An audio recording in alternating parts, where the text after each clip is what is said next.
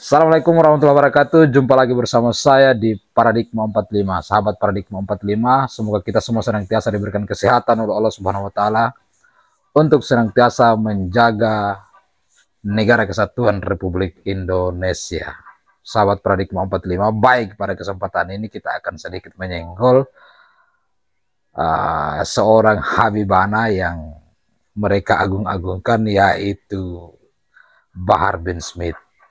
Ya, Bahar bin Smith ini kalau kita nilai kriteria beliau dari segi apa sehingga dikatakan sebagai ulama atau Habib, ya, menurut para muhibbin yang pengikut dari beliau.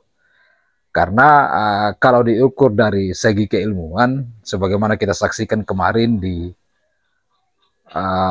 podcast Refli Harun, beliau bahkan belepotan membaca kitab Gundul Arab. Ini kriteria yang pertama yang tidak bisa memberikan penjelasan kepada kita bahwa beliau ini adalah seorang ulama. Kemudian yang kedua adalah dari segi akhlak dan penampilan, si Bahar bin Smith ini beliau selalu menyebarkan kebencian-kebencian, kemudian bahkan keluar masuk jeruji karena tindakan dan perbuatan beliau melakukan penganiayaan dan sebagainya. Dan saya kira itu sudah menjadi rahasia umum dan kita tahu bersamalah seperti apa sih Bahar bin Smith itu. Nah, terkait dengan hal itu kemudian ada seorang yang kemudian berani sekali mempreteli, bahkan menelanjangi bagaimana kriteria dan perbuatan dari si Bahar bin Smith ini, yaitu guru gembul yang kemudian bahkan mengatakan bahwa Bahar bin Smith ini adalah ulama gadungan yang hanya berkedok dan menjual agama di pesantren-pesantren yang dia bangun. Untuk itu mari langsung saja kita saksikan bersama-sama apa yang disampaikan oleh guru gembul berikut ini. Refli Harun kemarin mengundang Pak Bahar bin Smith, Pak Habib Bahar, untuk ada di podcastnya. Dalam dialog yang cukup panjang itu, sekitar 2 jam kurang, itu ternyata ada selipan yang kemudian menjadi viral di mana-mana, yaitu bahwa ternyata Pak Habib Bahar tidak bisa membaca Arab gundul. Jadi pas diminta membaca, gagap sekali gitu, panik gitu. Gimana ya? Ya begitulah, seperti itu ya. Agak gagap. Kemudian saya baca terjemahannya saja ya, Arabnya, soalnya nanti lama gitu ya. Tapi pada akhirnya ya karena situasi dan kondisi jadi dibaca juga Arabnya.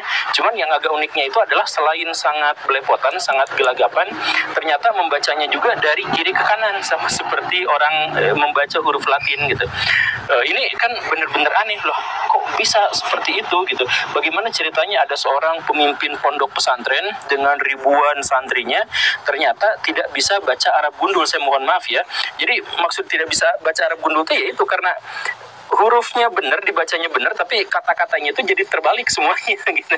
Dan ini tentu saja menjadi sangat viral, dan khususnya ada banyak sekali, saya melihat ada puluhan santri yang kemudian mereaksi video itu dan kemudian memberikan penjelasan bahwa cara baca yang benar itu adalah seperti ini dan seperti ini begitu ya.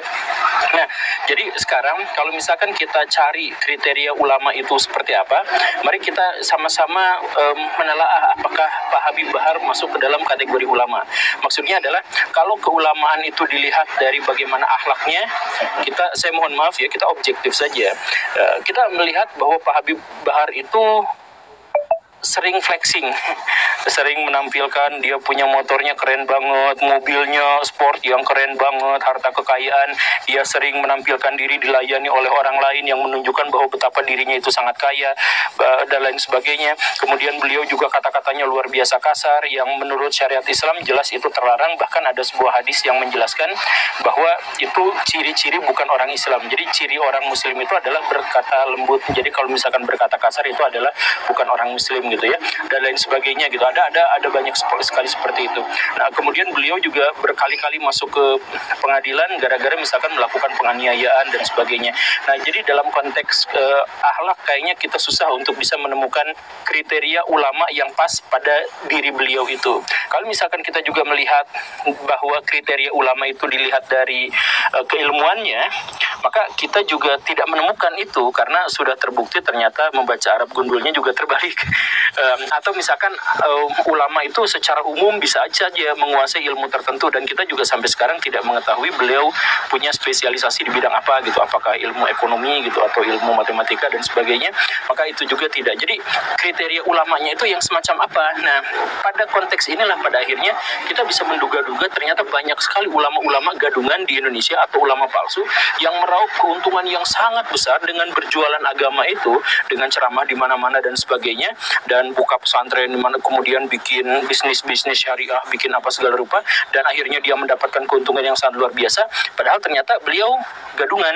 Ya, demikian apa yang kemudian dijelaskan oleh si Guru Gembul yang kemudian membahasakan bahwa si Bahar ini kalau mau dikatakan sebagai ulama bahwa dari kriteria yang mana, kalau misalnya dari segi keilmuan itu kayaknya tidak masuk karena membaca kitab gundul saja yang dimana beliau belepotan dan tidak tahu.